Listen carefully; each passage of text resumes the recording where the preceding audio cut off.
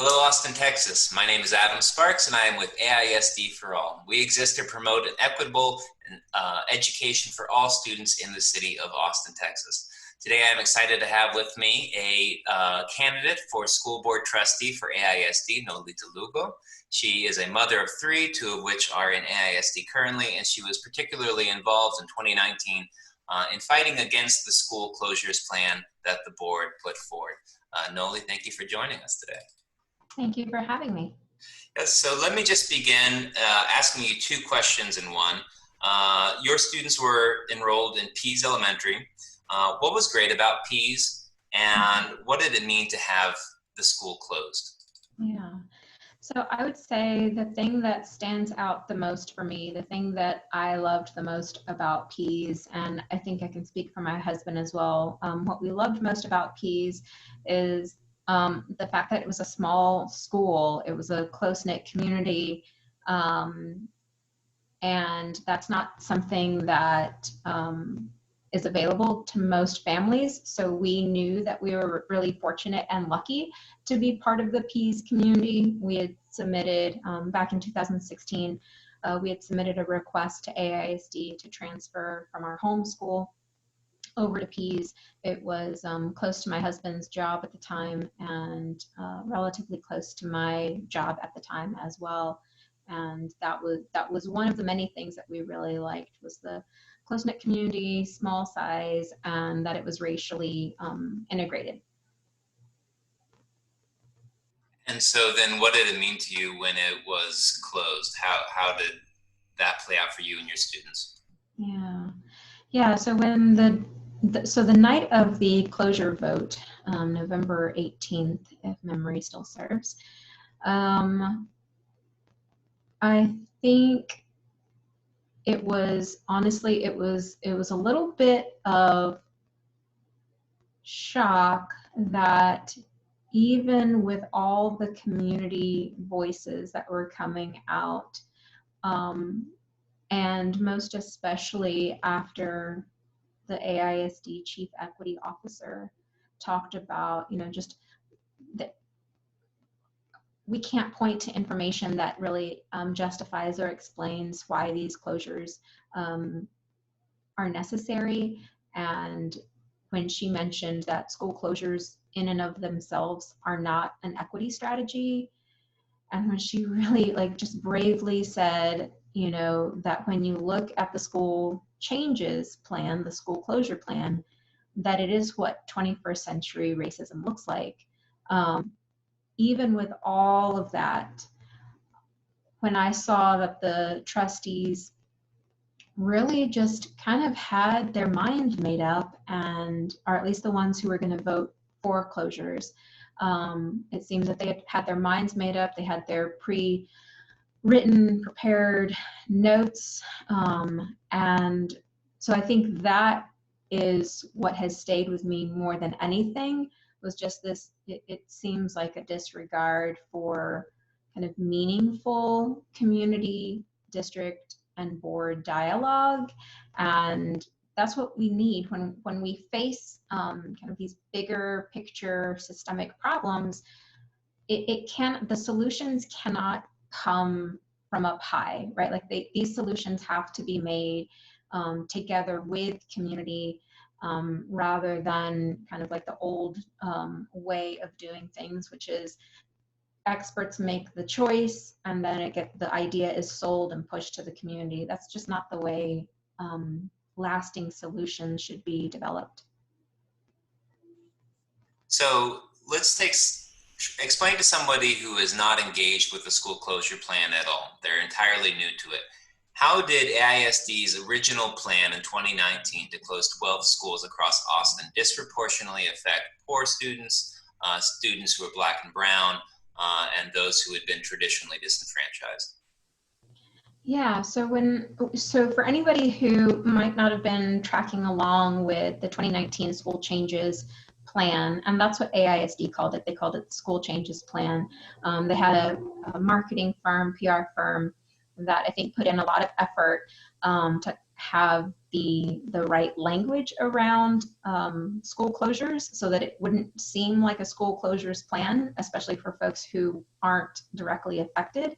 And so anyhow, so with that school closure plan, it really started a few years prior. And so it had been a long time coming with lots of work groups, including work groups called facilities master plan meetings. And I'll tell you that for most parents, I don't think I'm somehow like different from the average parent. I think for most parents, when they hear, would you like to come to a facilities master plan meeting, and that the description includes language that says, you know, you can decide what the bathroom specs are. That's it.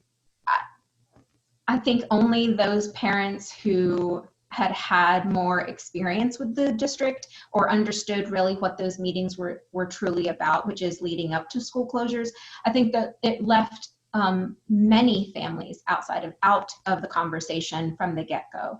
And then you fast forward to the work that was 2017, 2018, and then tail end of 2018, spring of 2019, there was a little bit more news coverage about, you know, there's going to be this list of 12 schools that will close. And even with that conversation, it seemed that there was that the way that it was discussed was like, oh, well, these are consolidations, right? Like, we're going to find a way to bring campuses together, and, you know, these students that are going to, they're going to be able to go to these new modern facilities. And so again, as an outsider kind of looking in, not having, you know, my kids are little still, and I'm not a teacher. So a lot of these things are kind of, they're not obvious to new parents. And so looking at it from that lens, I was like, oh, okay, well, I imagine that when the district says that they're going to consolidate and bring campuses together, that's what it means. Like, they're going to sit down with campuses and figure out, you know, where does it make sense and how do we bring communities together to kind of move forward with better, stronger education for all kids. And that's, again, kind of it. There's a huge difference with how these closures are discussed versus what the implications really are. And so then when it came to our doorstep, some of the Pease families, again, especially those who had been with AISD for 5+ years, they had been attending the facilities meetings. They'd been going to other meetings during the summer of 2019 and prior. And during that whole period, there were even point blank questions asked of school district leadership. In fact, even the assistant superintendent over elementaries, he was point blank asked, is Pease one of the schools that will be on the closure list? Our community was not given an equivocal response. We were given a no, your school is not on the closure list. We're not doing that. And so it was surprising to end up on a closure list. But for me personally, as I started to kind of dig in and read more about, well, how did we get here, and what didn't I know, because I was kind of taking information at face value. Well, the things that I didn't know is that the 2017 bond that many of us voted for, and I think many of us voted for it because we believed that it was investing in schools. And where there was language about consolidation, again, for those of us who, maybe we just didn't have enough information, or we didn't seek that out, or whatever it might be, but the information that the district provided was that, it would be done in a way that the solution is with community, not done onto the community. So anyhow, so we ended up with this school closure list, and it kind of just jumped out that the 12 schools slated for closure were all serving quote unquote minority population, so Black and brown students. And by and large, those communities had a greater percentage of lower income students. A greater percentage of those communities have a significant number of students that are classified as special education. And so the list really did, and if the other 8 of the 12, if the other 8 schools are closed, it will have a lasting, like, multi-generational impact on Black and brown students, on students whose home language is not English, on students who really are part of the AISD family, because it's part of the social contract to provide public education to all students who need it. And so then you look at Pease, and again, it was a racially integrated school, one of the most integrated schools in all of AISD. And even with that racial integration, our campus was considered the privileged campus. And I won't, how do I say this? So, you know, all of us come to our current situation with some amount of privilege. The fact that I can take for granted some of the ableist thinking means, you know, I have the privilege of having a body that is generally served by the larger community, right? Like I walk, I don't have to worry about a ramp. And so there's that spectrum of privilege and access to advantages. And Pease families, you know, we sit along that spectrum. And because on paper, we have a smaller percentage, so less than 20% of our students were classified as low income, we were the rich school. We were the rich school because folks were saying, well, you know, look, you only have 18% of your students who are low socioeconomic status families. And look, you guys get to go to your school because you find transportation there. And that's true. And I can also tell you that that kind of broad brush on any community, I think, really does a disservice to conversations that require a little bit more compassion and humanizing, and certainly more nuance. For example, some of our families were able to go to Pease because they work downtown and they carpool. And so their ability to have their child attend Pease is dependent on their ability to have somebody who can physically drive them into downtown so they can work, and then they walk to Pease and have their child attend school there. And so, and then other stories like that. But our community certainly also had the benefit of a lot of social capital. You know, many of us work for the city, the county, the state. I myself worked for the state when we first enrolled our eldest child there.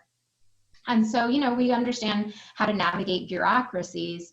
And I think that was one of the things that stood out for me at the very beginning of the school closure conversation in 2019, the fall of 2019, is that I felt that of all the schools on the closure list, because our families and parents could sit from a place of more relative privilege than most of the other campuses, that I really felt like we had a duty to kind of stand behind and support other campuses and get to know those other campuses. Like what do those neighborhoods want? Another example is, you know, I live close to Menchaca Elementary School now. That's not where we lived when our eldest was enrolled, but we live here now. And this community loves their new school. You know, they tore down the old campus and they have this nice, beautiful new building. And so at the beginning of the school closure conversation, I was reaching out to, you know, the other PTAs and other family members. I was trying to find out, you know, who from those other schools, you know, Maplewood, Dawson, Jocelyn, Webb, Middle School, what in what ways could I support those communities and really kind of amplify their, and lift up their voices because of my relative privilege. So that's kind of the long story of how I got involved with more community organizing around public education issues. What did you learn about the district in engaging with it? And specifically the school closures plan, I think there were a few things that maybe you can touch on. One, the speed with which it was pushed through. Two, the transparency that the district provided. And three, I guess this concept of listening as opposed to, hearing and acting. What did you learn about AISD, and what did it make you want to change in the district, and how the trustees shepherd the district? Sure. Yeah, so in thinking about what I've learned, especially what I learned during the school closure process about how the district operates and how the trustees either engage or don't with their constituents, I think, again, what has stayed with me throughout this whole thing is the divide between how information is and isn't communicated, like what information is held back from the community. How is information kind of carefully crafted, and certainly around school closures, that it was a very purposeful marketing and PR approach to that. How is information shared or not shared, and who is it shared with? And how does that then impact the community's ability to build kind of just broader support around certain issues? I keep going back to the 2017 bond because I know there were activists and advocates who felt very strongly that that bond was a school closure bond. And hindsight is 2020. I think many of us didn't really see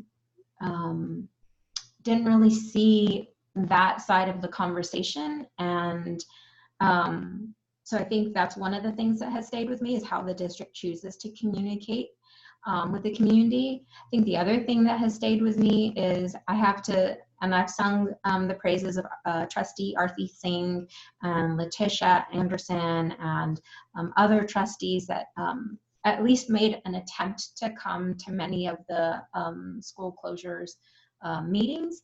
But I've most especially, just been really impressed with Miss Singh's just her dedication to finding solutions that are both grounded in data and concrete facts, but really valuing community voice and really respecting the lived experiences of families and parents and teachers and students, and being able to make those difficult decisions by holding both of those pieces of information.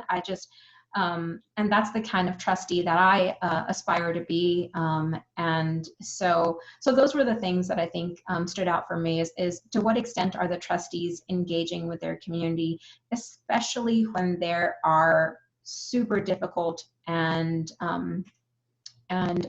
hurtful conversations that have to be had.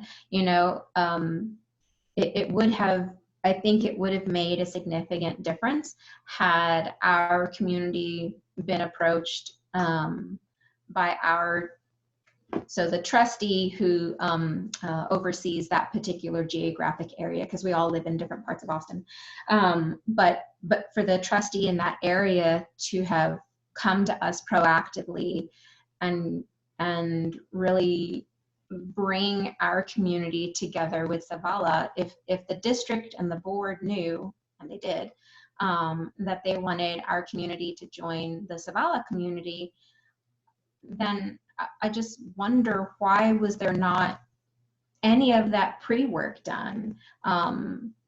I know this wasn't part of the question, but one of the things that we did, some of the parents from Pease, was that, we reached out to the Zavala PTA, we reached out to the parent support specialist at Zavala, and it's hard, right? When you're a community that that has seen changes come and go, and you've seen the district make choices and kind of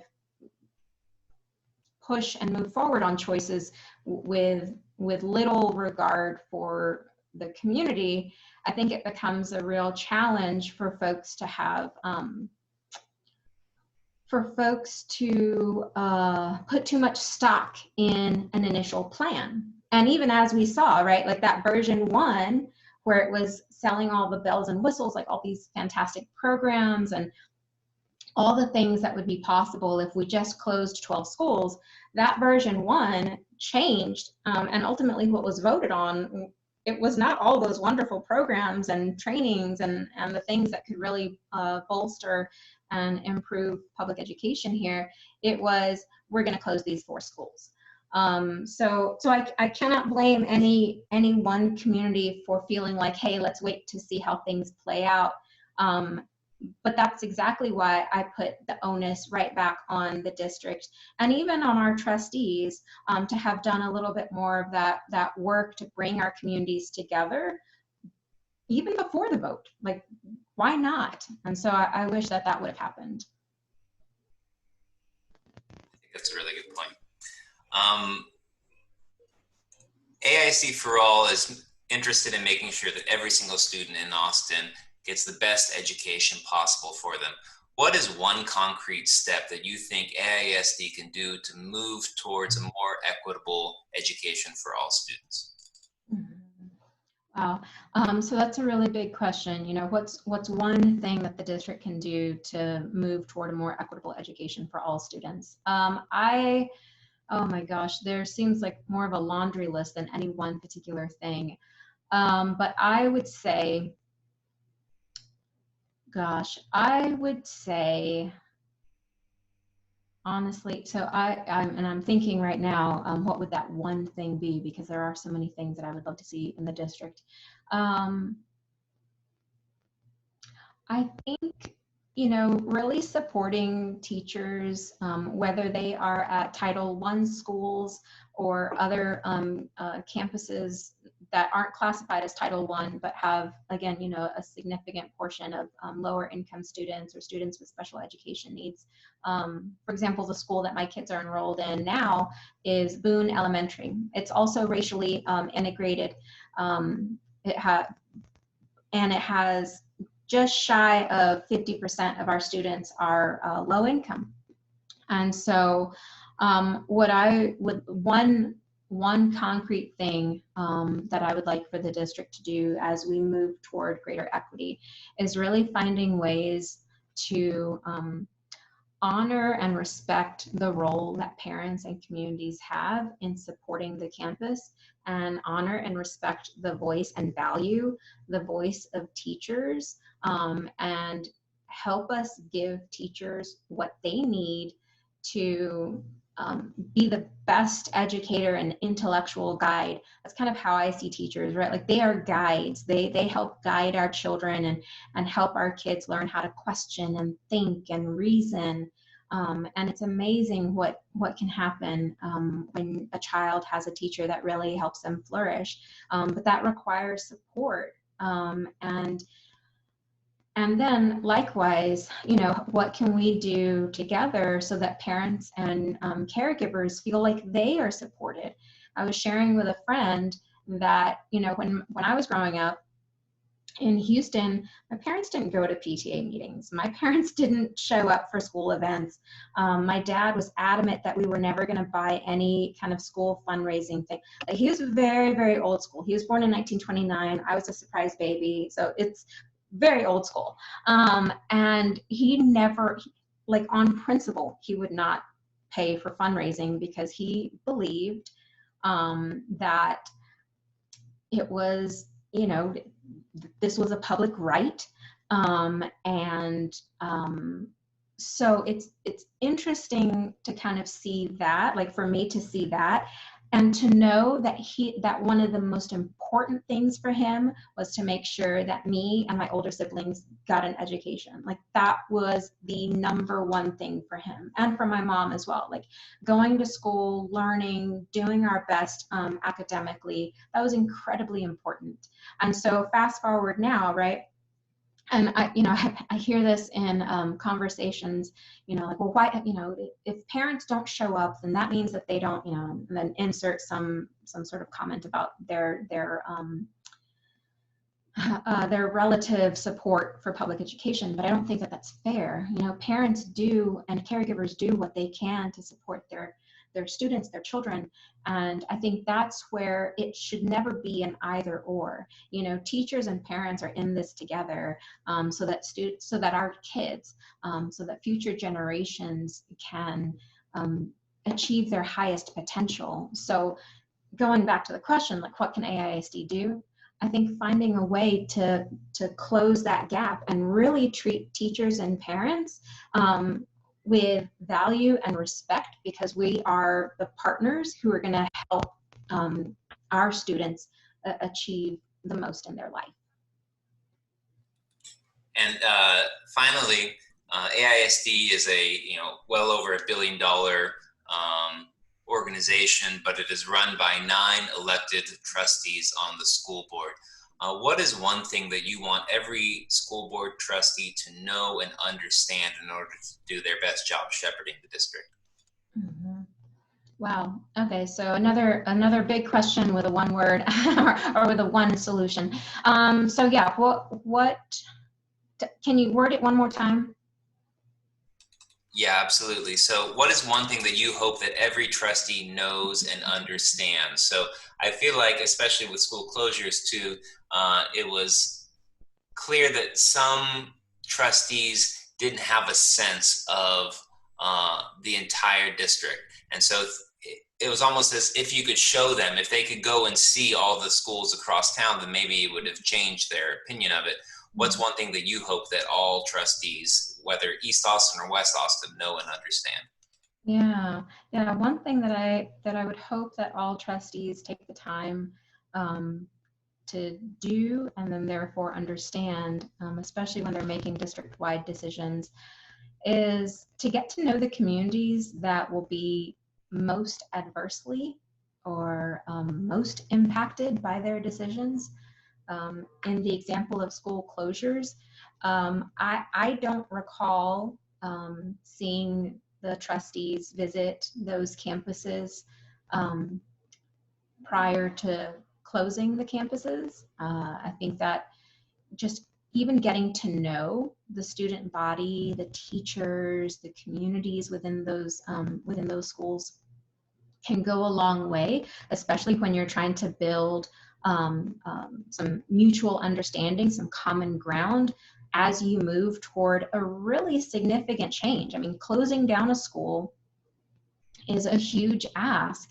And so I think that's what I would love to see more of, is trustees really taking the time to get to know communities that will be most impacted by the decisions that they make, and especially those communities that have historically been marginalized, communities and student populations that have historically and systematically been neglected and ignored.